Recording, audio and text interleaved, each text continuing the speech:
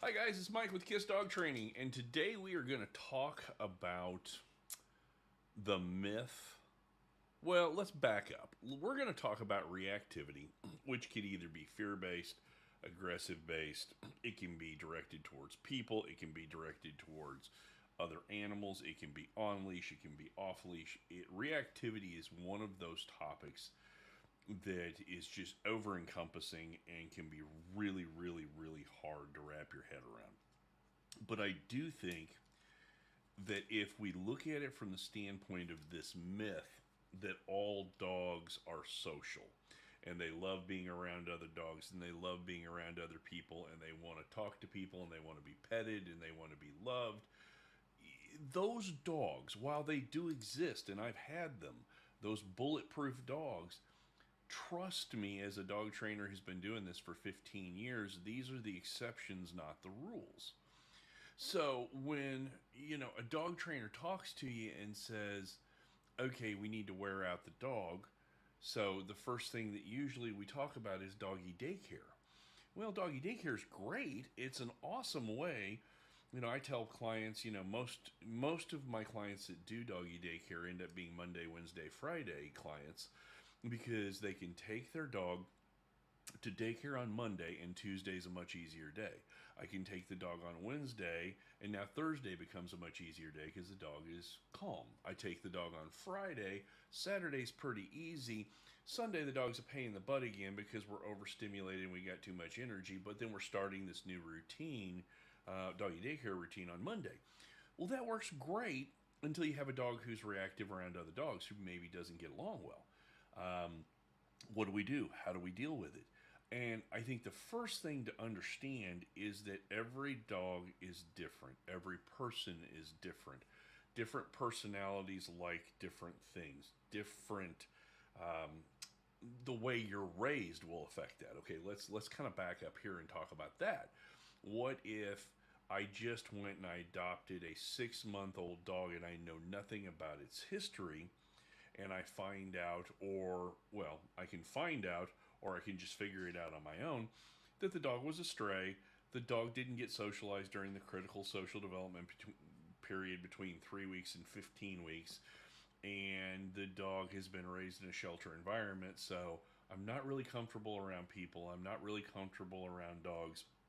I am a little reactive, just in general. It gets worse when I'm on leash. Well, how am I supposed to take this dog to doggy daycare?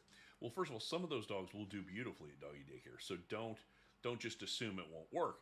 But you have to go into that particular doggy daycare without the dog, ask for the manager, give a complete behavior history of the dog, understand that you may have to start with half days, even as simple as maybe just dropping the dog off for an hour and picking it back up. The dog may not get to go out in a play group to begin with. You're going to have to find a doggy daycare that is willing to do this kind of work to ramp up a dog to where they equal or they fit in that good doggy daycare, I'm good at doggy daycare box. But again, it all goes back to the fact that people seem to have this misconception that all dogs are social. And what I really want to get across in this podcast or video or however you're getting the information is we need to realize how rare those dogs who are completely social, love dogs, love people, go out with the owner everywhere. That is the exception. That is not the rule. And you need to be willing to let your dog tell you what's going to work. If I want doggy daycare to work, I might have to put in a good hard 6 to 9 months, spending an awful lot of money for my dog only going an hour or two a day. I might have to spend time with play groups and playing with neighbor dogs and finding out, do you like big dogs or little dogs, or the type of dog. I mean, this stuff gets as crazy as you can possibly get. You can go down a rabbit hole really quick, but you'll find dogs that don't like doodles. You'll find other dogs that don't like shepherd looking dogs.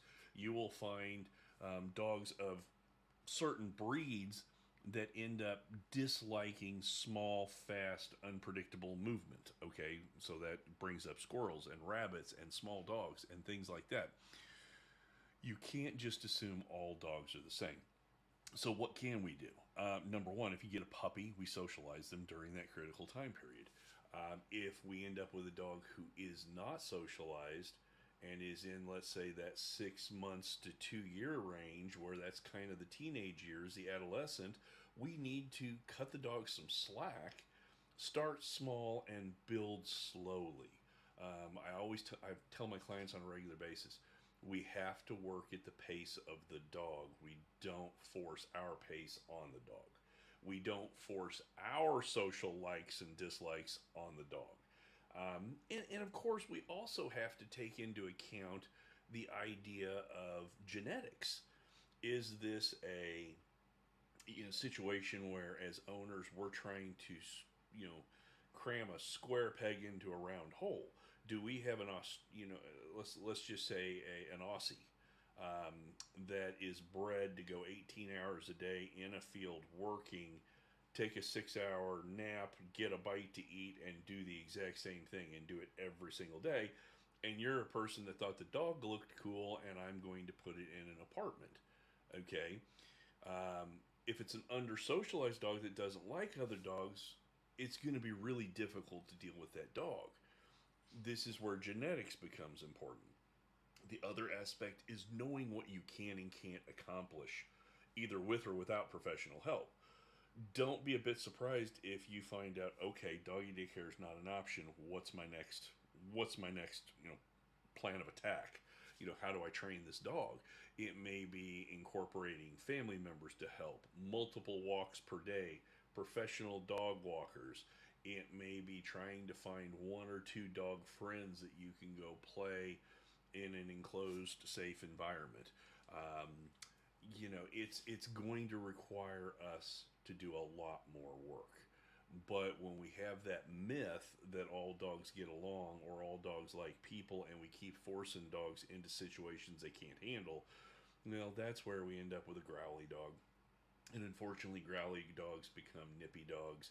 Nippy dogs become biting dogs, and it just goes right down into a black hole that we don't want to cover. Okay, but we have to be willing to realize that when we adopt a dog or we get a dog from a breeder or however we get it, that number one, we've done our research. We know about the breed. We know what we're getting into. Number two is to be willing to shift gears and work at the dog's pace and the dog's ability, instead of saying, well, you're just going to do it this way. There's multiple ways to train a dog, okay? And you have to, I guess, search your conscience. What do you want to do? I mean, you know me. You've been on this site or this podcast or this video, the YouTube, um, long enough with me to know that I want to teach the dog what I want and reward the snot out of it. I don't want to wait until the dog makes a mistake and then try to correct it. But it really, really makes the process harder when owners have unrealistic expectations with their dogs. Um, you know, don't expect your dog to be a social butterfly. If they're not, respect the fact they're not a social butterfly. If you know your dog gets a little revved up when somebody comes into the house and becomes territorial, let's set up a routine where when the doorbell rings or the knock of the door happens, it's the cue to go get on the bed or get in the crate, and then I invite people in so I can say, hey, here's the ground rules. This is what you got to do with my dog. Give it 10 or 15 minutes. Once the dog calms down, I'll let them out. But I create routines that work. Okay? And if that routine requires the dog to be calm, I have to wear the dog out. I have to walk the dog. I have to hire the doggy daycare. I have to hire the dog walker. I have to be willing to go slow so that it ends up being a success. Because if I keep just hammering the dog and making the situations worse, or you don't see results, you may not even realize it's getting worse. But if your results are not getting better, blaming the trainer or blaming the dog or blaming the situation doesn't do anybody any good. You got to be willing to, survive in advance. So, this was kind of a long drawn out process, but really what I wanted to get across was the fact that if you have that dog who's perfect in every environment, realize you bought a lottery ticket. It wasn't because you're the greatest trainer in the world. It wasn't because the trainer you hired was perfect. It was the fact that you just got that easy dog. Anybody who's a parent knows if you've got multiple kids, certain kids are going to be good at certain things, others are going to be good at other things. You're going to have, if you compare your kids and say, why aren't you like your brother? It's not fair, to the other kid. That kid will be better at something than his brother, and you just got to find what the dog is good at and utilize that to create routines that let the dog live with you. But this is a team thing, you can't force it. So, I would imagine this little conversation, podcast video is going to probably create more questions than it answers. But if you find yourself in this situation where you don't have that perfect dog that's perfect in every environment, I want you guys to now, let's make this the starting point. I want you to be able to email us with questions, call us with questions. All of the contact information should be showing up on the screen, or it'll show up at the end by the time we get all the editing done. But if you don't have that dog and you're struggling, please reach out and ask questions and we can go into more detail. But don't try to pigeonhole your dog into that you have to love all people, all dogs, everything. Those dogs are rare. If you got one, be happy, love that dog to death, and realize that the next one you get's probably going to be a little bit more difficult. So, stick around. We're going to do one more topic in this little round. It might be an additional video, but we're going to talk about something called sniff spot. So that if you do have one of those dogs, I am going to give you one idea of how you can wear a dog out when they don't get along with other dogs, and doggy daycare may not be an option. Okay, well, it's Mike with K.I.S.S Dog Training. Hopefully, we started a conversation that'll bring about some questions for the next round. But just get hold of us. Let us know what you want to talk about. And remember, not all dogs are social. It's not the norm. It's the exception. Mike with K.I.S.S Dog Training. We'll talk to you guys later. Have a great day.